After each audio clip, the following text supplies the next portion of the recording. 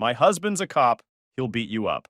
My neighbor screamed, then dumped lemonade on my 8-year-old over a $2 cup, so I did something that made her spiral for days.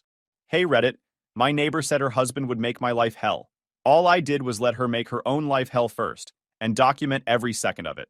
I, 38 male, own a small plumbing operation in a suburb outside Portland, and my son Nolan is 8 years old with the energy of a border collie who just discovered espresso.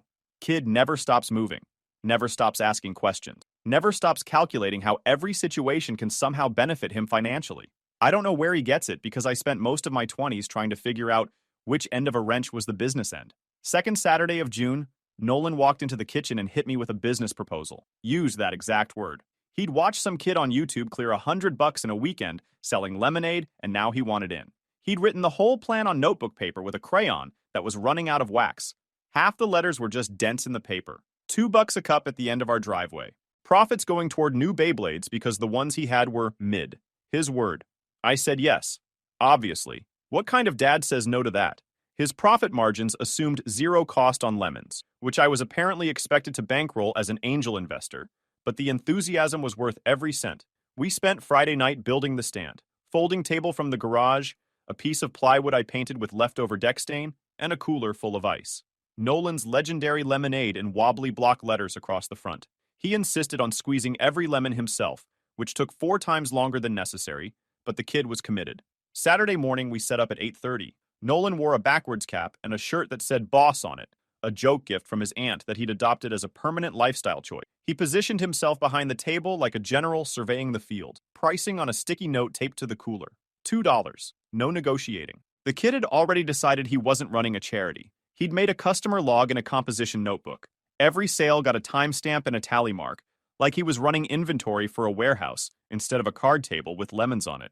By noon, he'd sold 14 cups, and the neighborhood was treating him like a local celebrity. People stopped by just because the kid was radiating pure, uncut enthusiasm. He was making change out of a Ziploc bag of ones and quarters I'd provided as startup capital. A guy walking his dog told Nolan he should be on Yelp. Nolan didn't know what Yelp was, but said, "Thank you, sir. I appreciate the exposure," which was something he'd memorized from a YouTube video about marketing and had been waiting for the exact right moment to deploy. That's also when the first correction happened. After his 14th sale, Nolan leaned back in his chair, crossed his arms, and said, loud enough for a passing couple to hear, $2 is honestly kind of cheap for what I'm offering. I leaned over from the porch. It's lemon juice and sugar, man. You didn't invent it. Yeah, but my version hits different. Your version is the same recipe everybody's grandma uses. Stay humble or I'm pulling the plug. He uncrossed his arms real fast. I'm humble. I'm very humble. Then quieter. But it does hit different, though. 8 years old. Already needed ego management. But the kid was polite. He looked people in the eye. He made change correctly. And he said thank you every single time. Everything I'd spent years teaching him was showing up in real time. I sat on the porch and watched him work and felt something I don't have a word for. Pride doesn't quite cover it. Then Tanya showed up. Tanya lived 4 houses down, mid-40s, bleached hair that always looked one bad decision from snapping off entirely. Real estate agent, white Lexus SUV, vice president of the HOA, next door account with more posts than a town crier. She had opinions about everything. The length of your grass, the color of your mailbox, whether your existence was up to her standards. Her daughter Peyton was 9, quiet, a little awkward, always standing slightly behind her mom, like she was waiting for instructions. I always felt bad for Peyton, good kid stuck in the orbit of a woman who treated every social interaction like a campaign stop. Tanya walked up to Nolan's stand around 1 in the afternoon, Peyton trailing behind her. Peyton drank a cup, smiled, said it was good. Nolan beamed. Tanya said nothing, just watched Peyton finish, then turned and walked back toward her house without a word. Cold, but Tanya ran cold by default. I thought that was the end of it. I was wrong. 3 hours later, she was back. Not browsing this time. On a mission.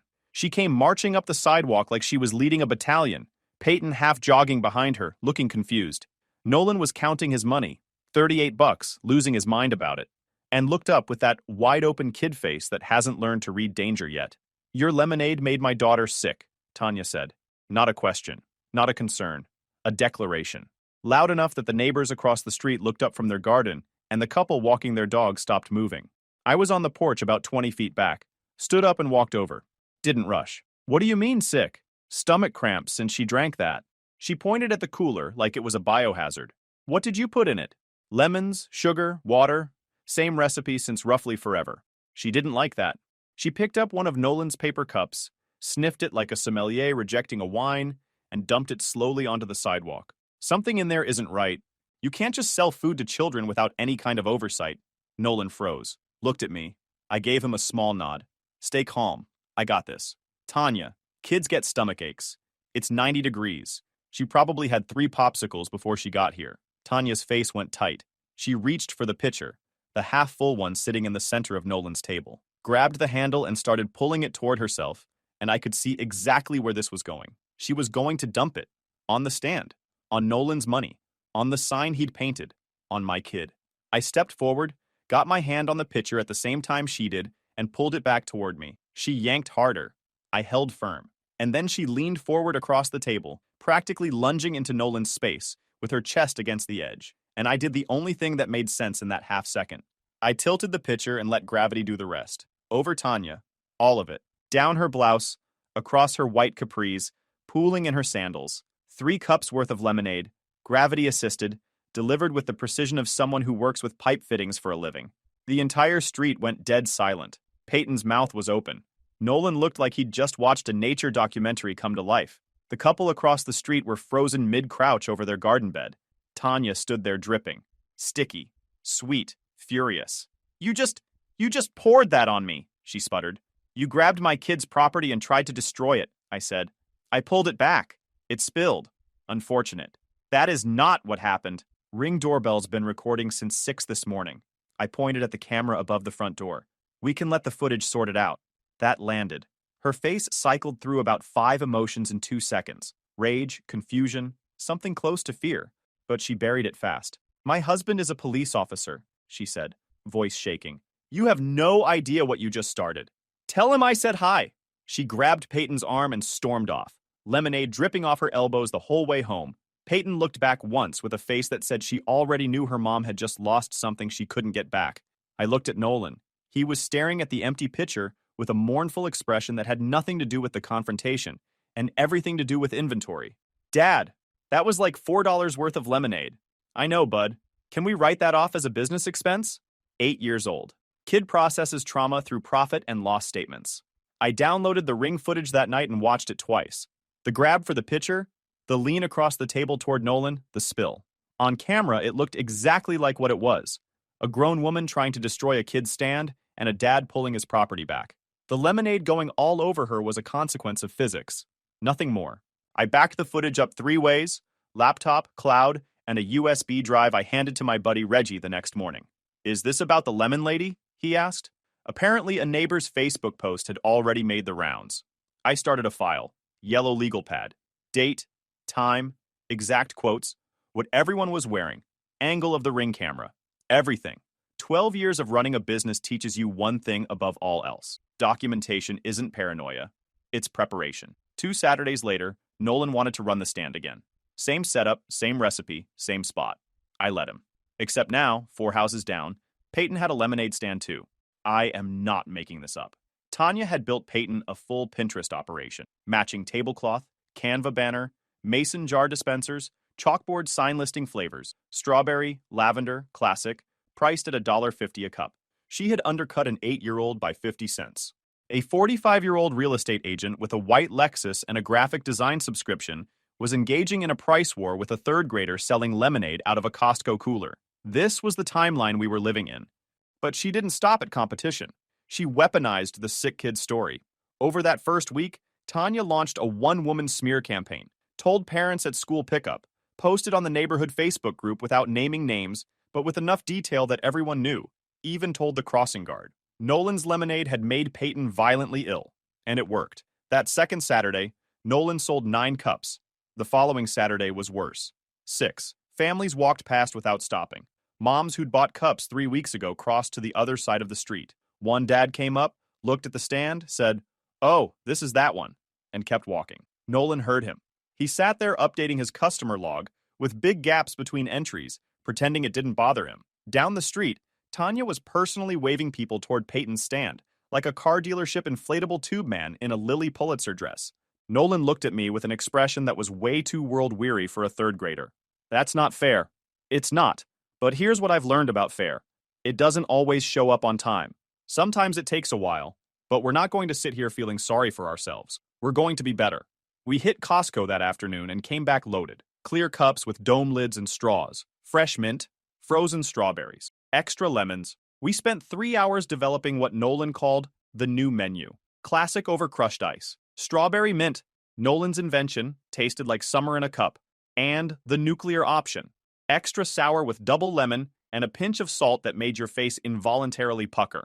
Nolan named it, taste tested it, approved it with a dead serious nod like a chef on a competition show. We raised the price to $2.50 and added a loyalty card. Buy 5, get 1 free. Printed on cardstock, hole punched by Nolan because he said it looked more official. He wasn't wrong. Then came the petty move. I sat down one night after Nolan went to bed and designed what I can only describe as the most professionally unnecessary document in the history of children's beverages. I called it the Nolan's Legendary Lemonade Official Compliance Sheet, laminated, mounted on cardboard, and zip-tied to the front of the stand. It listed seasonal vendor permit number. Once I got it, more on that in a second, full ingredient disclosure, lemons, sugar, water, ice, that's it, hand sanitizer station, present and operational, last health department inspection result, no violations found, customer satisfaction rating, 5.0 stars, based on 29 verified transactions, and at the very bottom in small professional italics. This stand is not FDA approved. Neither is your aunt's potato salad, but nobody's filing complaints about that. I also pulled an actual seasonal vendor permit from the city. $45, basic application, approved in 3 business days. Completely unnecessary for a kid's lemonade stand, like putting a racing stripe on a tricycle. But now it was laminated and mounted right next to the compliance sheet. Nolan thought the compliance sheet was the greatest thing ever created. He started telling customers about it unprompted. "We're fully permitted and compliant," he'd say, pointing at the laminated cards like he was pitching investors. "Our competitor down the street is not." He'd lean in and whisper that last part. I had to pull him aside.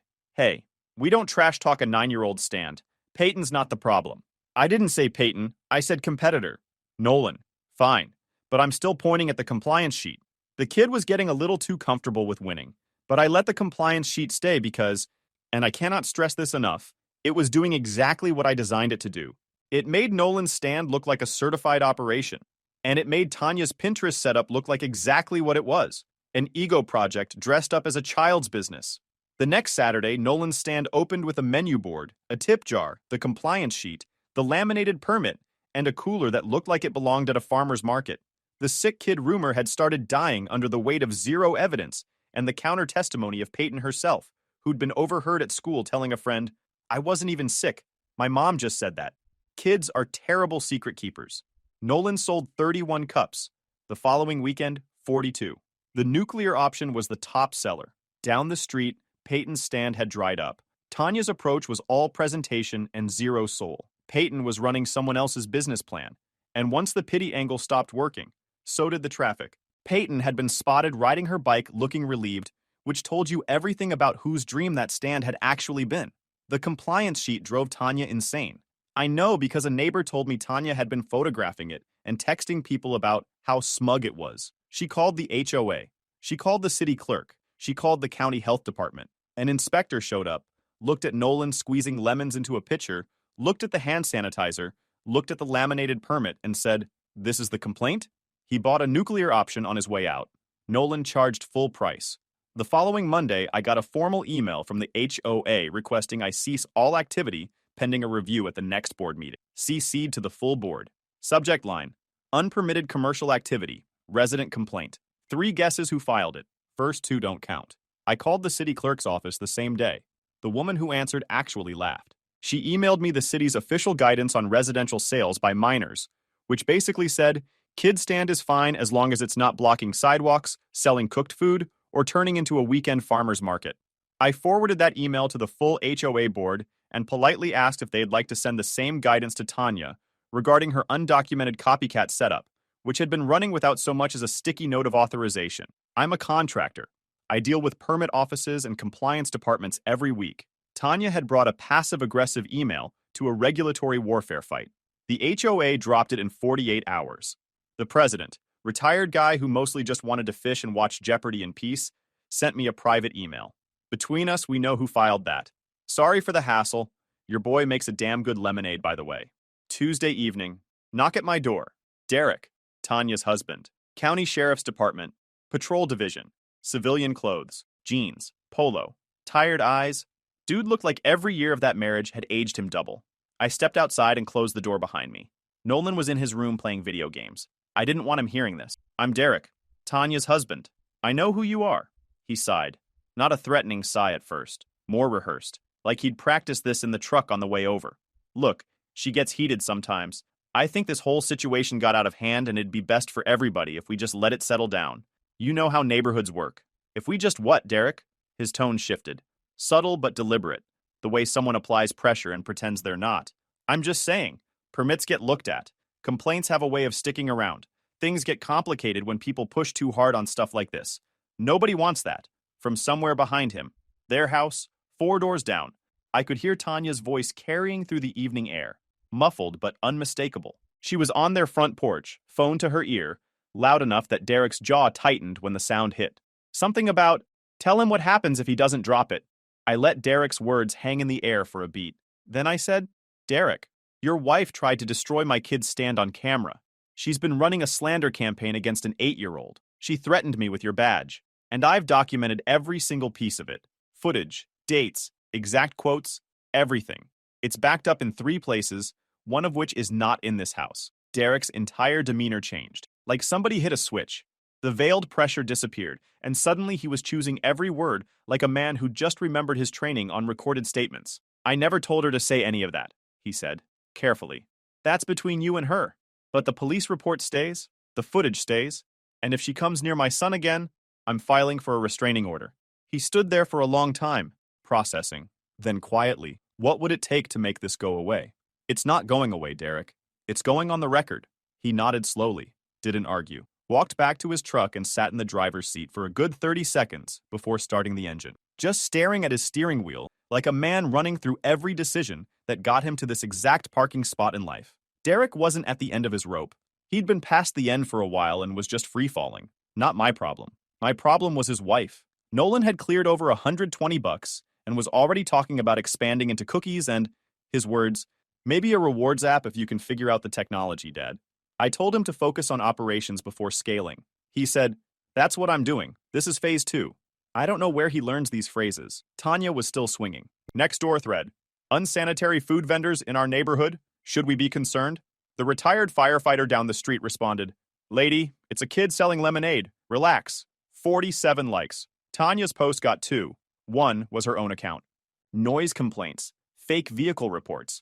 A burner account 1-star review on my business's Google page that said I'd flooded a kitchen and refused to pay for damages, which was interesting because I'd never worked at the address listed. All of it came back unfounded or got removed. Then she escalated to my livelihood, and that's when I stopped being patient. She called 3 of my clients, got their info from the lettering on my truck, and told them she was a concerned neighbor reporting safety violations at my company. One client panicked and put a hold on a $6,000 bathroom remodel. I spent half a day driving across town, sitting in their kitchen, showing them my license, my insurance, my bonding, and my inspection record. I said calmly, if you want this person's name, I'll give it to your attorney. They unfroze the job by end of day. But that was $360 in labor I ate because Tanya decided to weaponize gossip against my income. That crossed a line I don't let anyone cross. She wasn't messing with a lemonade stand anymore. She was messing with my mortgage. Then she crossed the other line. It was a Saturday in late July. Portland hit 94 degrees. Nolan's stand was packed. He'd sold 22 cups by early afternoon and was getting a little too comfortable with success. He'd started telling people the nuclear option was not for beginners, and that his operation was basically the only permitted stand on this street. Technically true, but delivered with the energy of a kid who needed to be humbled. A mom from the next block asked for a recommendation, and Nolan actually said, depends on your palate. I almost got up right there. Then he told a dad who asked if he could get a cup for $1.75 that, we don't do discounts. This is a premium product. I called him over. Nolan, you're selling lemonade out of a Costco cooler, not running a Michelin star restaurant. Be grateful people are coming. Be nice about it.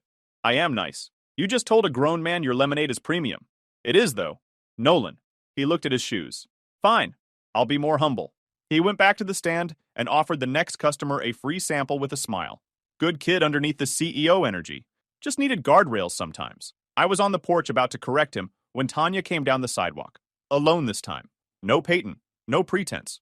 She walked straight to Nolan's table and, without a word, picked up his tip jar, about $11 in it, and dumped the coins onto the ground. Nolan scrambled off his chair to pick them up. Then she grabbed a lemon from his supply bag and threw it. At my kid. It hit Nolan in the chest, not hard enough to injure him, hard enough to leave a wet mark on his shirt and shock him into silence. He stood there dripping, a lemon rolling at his feet, and for 2 full seconds, the entire block went quiet. I was already moving, got between them in 3 steps and looked at Tanya with the kind of calm that people mistake for composure, but is actually the last breath before something irreversible happens. You just assaulted my 8-year-old, I said. On camera. Again. It was a lemon, she said. It was a lemon you threw at a minor, and I have every second of it. Tanya's face flickered. She turned and walked away without a parting shot. Even she knew she'd gone somewhere she couldn't come back from. I knelt down next to Nolan. He was fighting tears, but holding it together because he's tougher than any 8-year-old should need to be. Money scattered in the grass. Lemon juice on his shirt.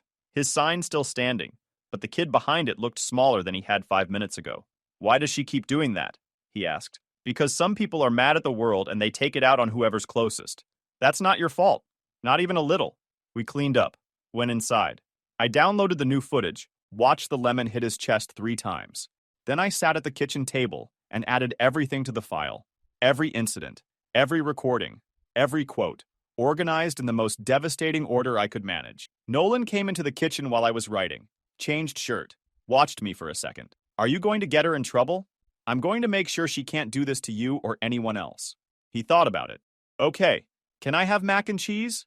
That kid is unbreakable. I filed a formal complaint with the county sheriff's department, not against Derek specifically, about his wife repeatedly using his badge to intimidate people. I cited the voicemail Tanya had left me the previous month, 2 minutes starting with, "You think you're so clever," and ending with, "Derek is going to make your life a living hell."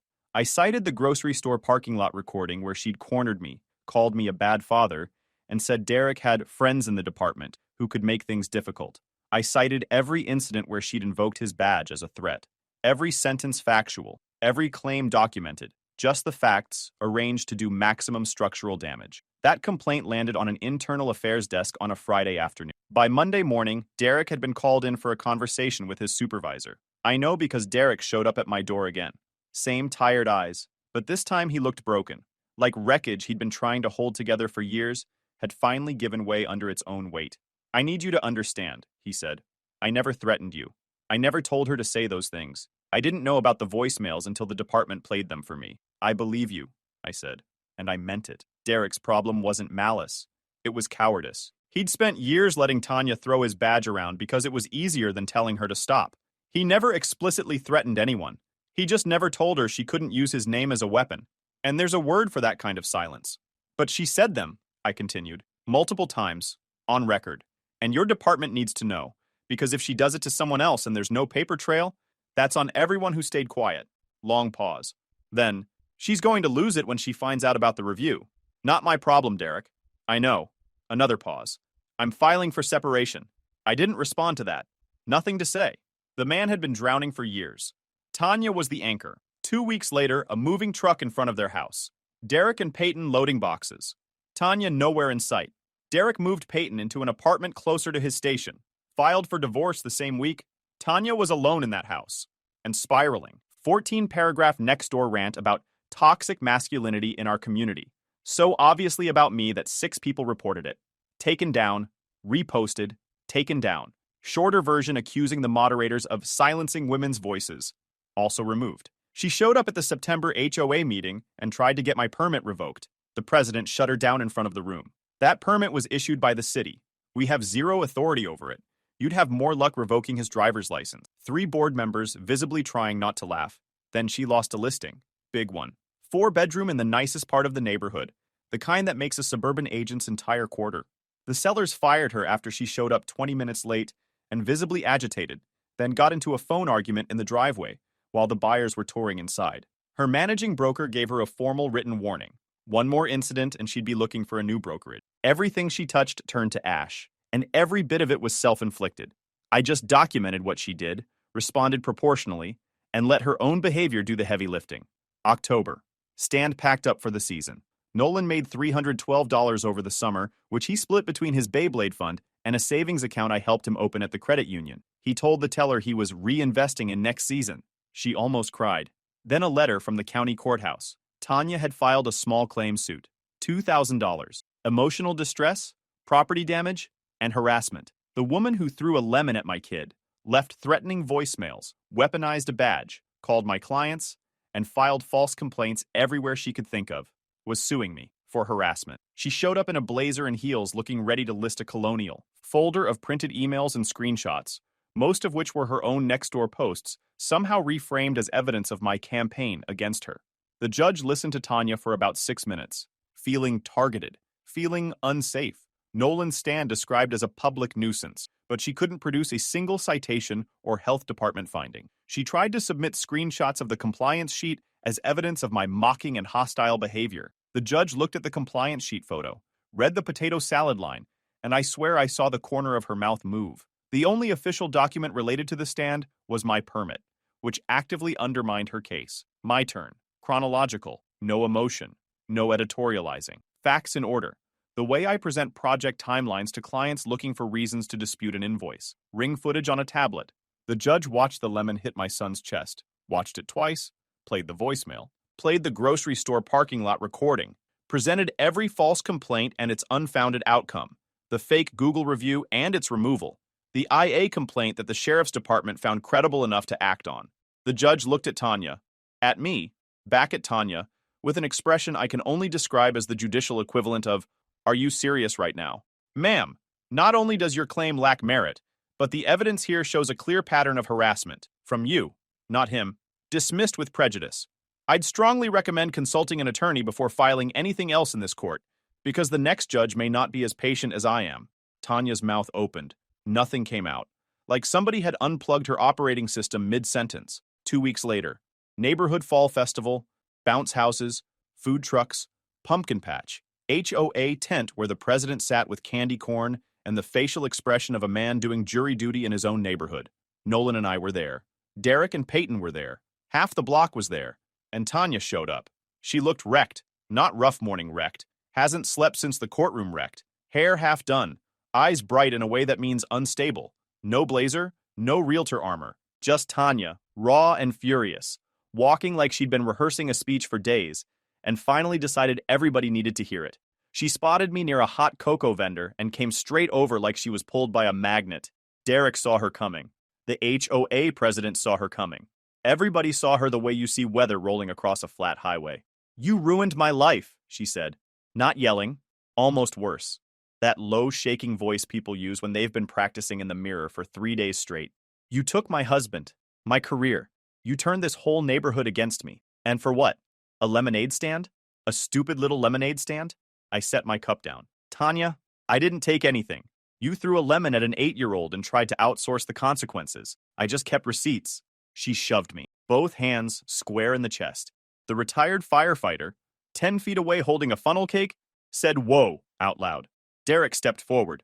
The HOA president stood up from his candy corn table. Derek didn't move toward me. He moved toward Peyton, pulled her behind him like he'd done it 100 times before. "Tanya, stop." She ignored him, which told you everything about their marriage in 2 seconds. Tanya grabbed the edge of the vendor's folding table and yanked. Sample cups hit the ground, cocoa splashing, kids jumping back. The vendor stepped away and said, "Someone call this in." An off-duty local PD officer was already moving in. Calm voice. "Ma'am, you need to leave, now. You're all in on it, all part of his little campaign.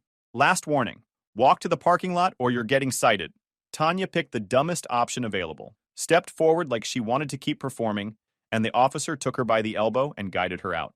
She ranted the whole way, loud enough for the festival to hear, about conspiracies and victimhood in a movie only she was watching, disorderly conduct citation, trespass warning, in front of the HOA president, the retired firefighter, the mom she'd tried to recruit, and her own daughter. Derek didn't chase her, just stood holding Peyton's hand while she watched her mom get walked out like a problem everybody had been too polite to address until now. The following week, I filed the restraining order I'd been holding in reserve since the very first incident. Original footage, voicemail, parking lot recording, small claims dismissal, The shove at the festival with a dozen witnesses.